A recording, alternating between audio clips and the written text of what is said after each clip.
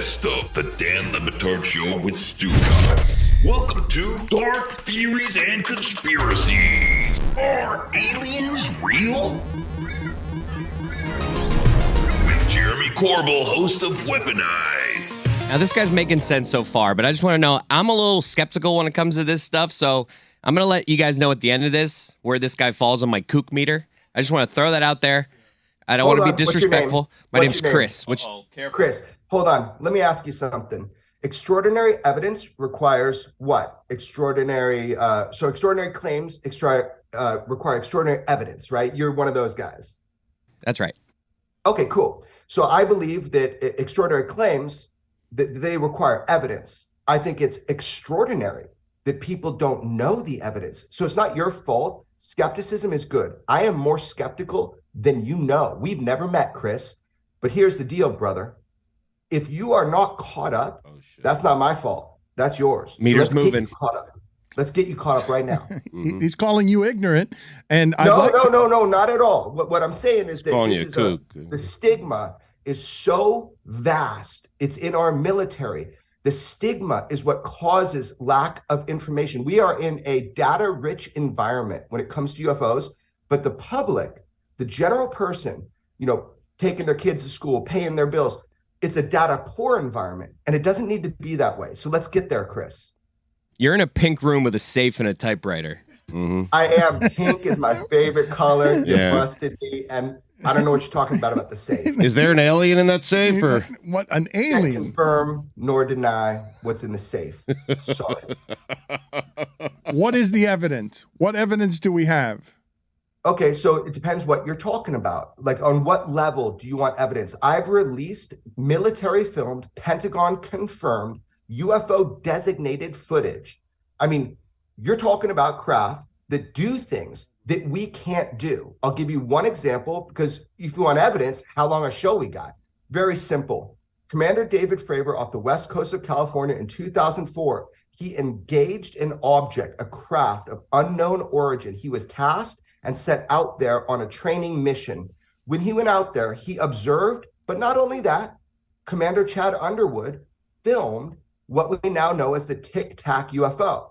This object had abilities far beyond thousands of years of what we're supposed to have right now in the US. We know it was not US. We know it was not China. We know it was not Russia. Whose was it? This craft was able to drop from 80,000 feet, actually above that, because that's the scan volume of the radar system they were using. It could drop above 80,000 feet, so from outer space, all the way down to sea level like that in less than a second. Now you tell me what we have that does that. That's tracked on radar. That's tracked on satellite. That's tracked on the ASA system on the pilots. And we have visual confirmation from 5 pilots. So you tell me, whose machine is that? That's the extraordinary evidence for the extraordinary claim that there are objects out there we don't understand. Mike McClung is proof, right? Mac. Who's that? Mac McClune? Matt McClung. The guy who won the dunk contest. Nailed the it. tiny white guy. Double fine. Yeah. Oh, man, all I watch is jujitsu. He's an alien. And movies. I don't know anything about sports. I'm sorry. Whatever the fuck his name is. It's okay. It's all right. It's not Jeremy, what do they want? The aliens. The aliens.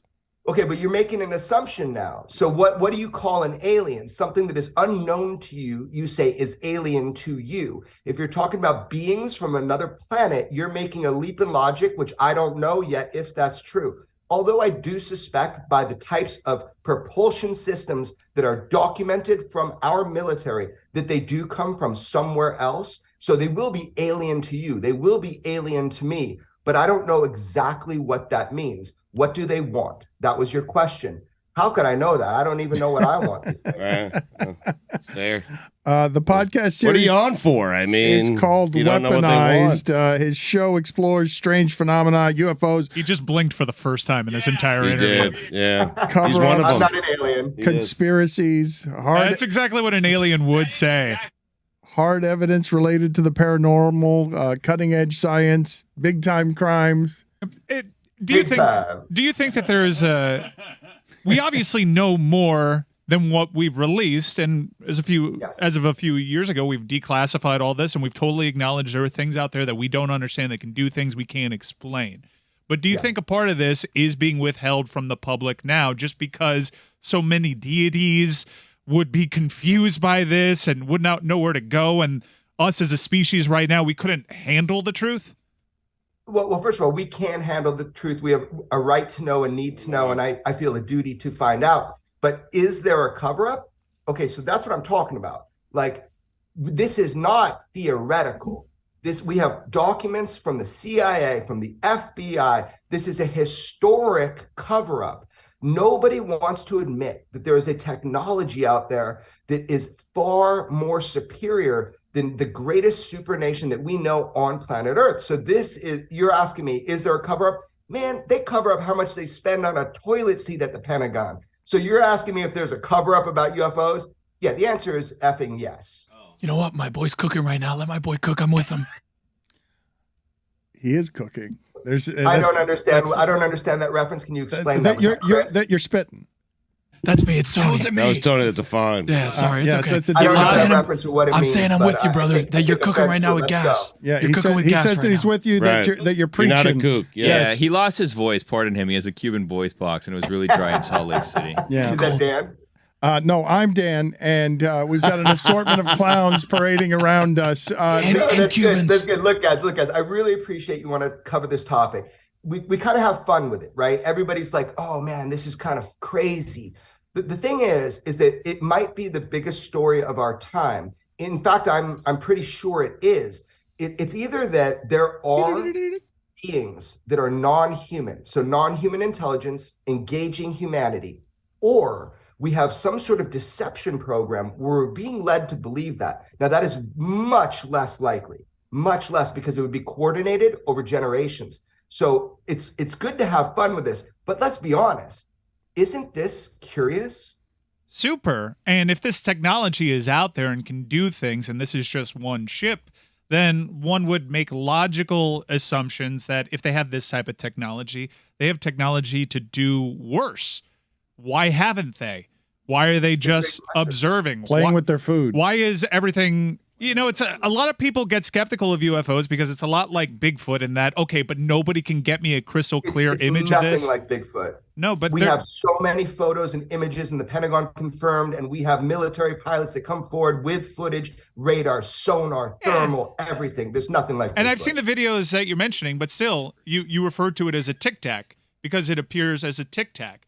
There's still, what we have out there, people can still dismiss as that's got to be something else. There isn't the one great holy grail piece of footage where you can see definition in these things, and that you've seen. But hold on, is that what's in the safe? That's what's in the safe. Okay, check it out. Let me give you something.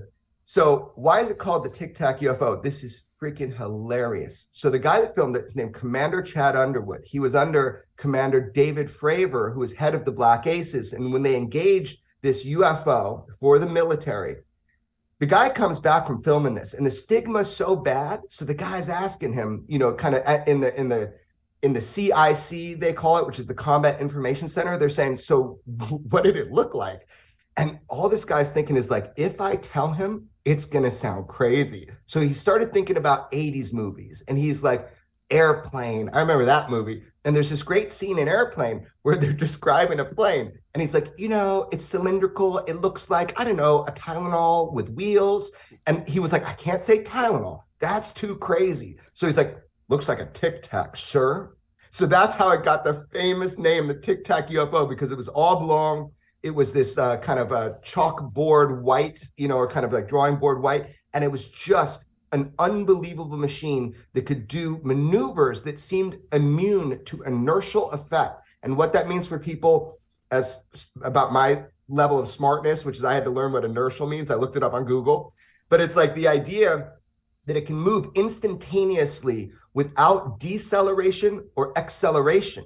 So this thing is going ping-ponging. Like imagine you take a glass of water or you take a glass that's empty and you put a ping pong ball inside and shake it around. That's how fast it worked. Normally, human beings that were occupying that craft would be turned into jelly because of the amount of force when they move at that rate and speed. So it's pretty amazing, actually. That's why they call it the Tic Tac UFO. So I'm pretty fascinated by all of this. And right now it seems as though we're looking at the news and there's green lasers being shot down on top of Hawaii and chunks of the sun are flying off. And there's all these UFO sightings. Could it be China? Could it be all these weather balloons? I'm going to be real with you. Kind of feels like we're on the precipice of something bigger here. An invasion, perhaps. Do you think that there is something out there that if it has this technology, it could destroy us if it wanted to?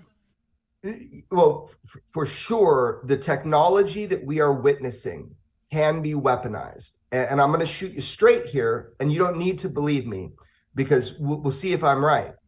But the technology itself can be weaponized. The propulsion systems themselves are a matter of national security, is my understanding from direct communications that I have with people. We're actually talking weapons of mass destruction. Imagine if you had a technology that was so powerful, it could bend space-time, it can bend gravity. That could be weaponized. Now, is this war of the worlds? No, we got Biden shooting down balloons over the US. It's so ridiculous.